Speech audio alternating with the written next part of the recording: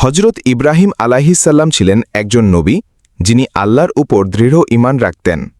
দীর্ঘদিন ধরে সন্তান না থাকায় তিনি দোয়া করতেন, হে আমার প্রতিপালক, আমাকে এক সৎ পুত্র দান করুন। সূরা আস-সাফফাত ১০০। আল্লাহ তার দোয়া কবুল করলেন এবং তাকে ইসমাইল আলাইহিসসাল্লামের মতো ধার্মিক ও ন্যায়বান পুত্র দান করলেন। সন্তানের জন্মের বহু বছর পর যখন ইসমাইল আলাইহিসসাল্লাম কিছুটা বড় হয়ে গিয়েছিলেন, তখন এক রাত ইব্রাহিম আলাইহিসসাল্লাম একটি স্বপ্ন দেখেন। তিনি দেখেন যে তিনি নিজ হাতে তার প্রিয় পুত্র ইসমাইলকে জবাই করছেন। সকালে উঠে তিনি ভাবলেন এটি কেবল একটি স্বপ্ন কিনা, কিন্তু পরপর ৩ রাত ধরে তিনি একই স্বপ্ন দেখতে থাকলেন। আল্লাহর পক্ষ থেকে এটি ছিল একটি পরীক্ষামূলক আদেশ। স্বপ্নে নবীদের জন্য নির্দেশ থাকে এবং ইব্রাহিম আলাইহিসসালাম বুঝলেন এটি আল্লাহর হুকুম। দ্বিতীয় অধ্যায়, পুত্রের সঙ্গে পরামর্শ। ইব্রাহিম আলাইহিসসালাম একজন দায়িত্বশীল পিতা হিসেবে ছেলের সঙ্গে আলাপ করলেন। তিনি বললেন, হে আমার প্রিয় পুত্র, আমি স্বপ্নে দেখেছি যে আমি তোমাকে কুরবানি করছি। এখন বলো, তোমার মতামত কি? সূরা আস-সাফফাত ১০২। ইসমাইল আলাইহিসসালাম ছিলেন পরিণত মনের অধিকারী। তিনি কোনো দ্বিধা না করে বললেন, হে আমার পিতা, আপনি যা আদিষ্ট হয়েছেন তাই করুন। ইনশাআল্লাহ আপনি আমাকে সবরকারী পাবেন।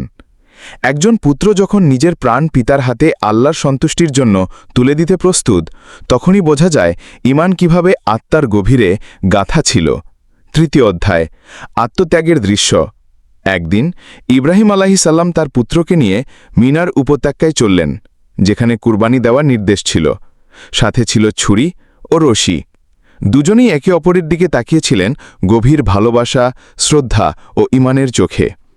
ইসমাইল আলাইহিসসালাম বললেন, পিতা, আমার হাত পা বেঁধে দিন যেন আমি নড়াচড়া না করি, আর ছুরি ধারালো করে নিন যাতে আমাকে কষ্ট না হয়। এই দৃশ্য আকাশের ফেরেশতারাও সহ্য করতে পারছিল না। কাঁদতে লাগলেন আসমান জমিন।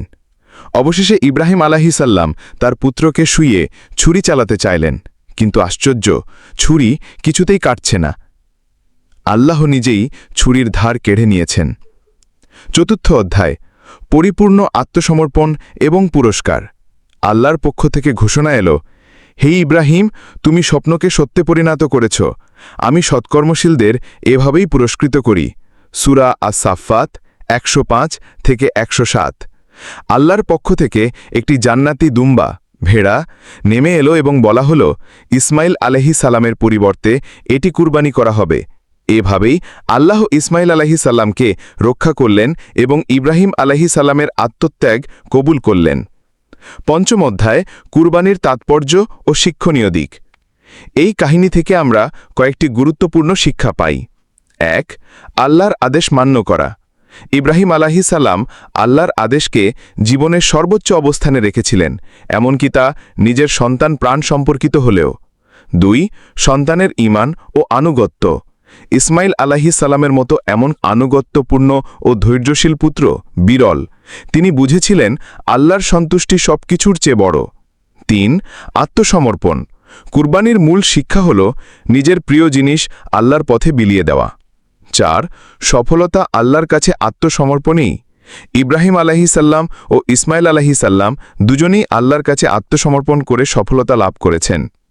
শেষ অধ্যায়, বর্তমান কুরবানি পালন। আজকের দিনে মুসলিমরা ঈদুল আজহাতে কুরবানি পালন করে এই স্মৃতি স্মরণ করে।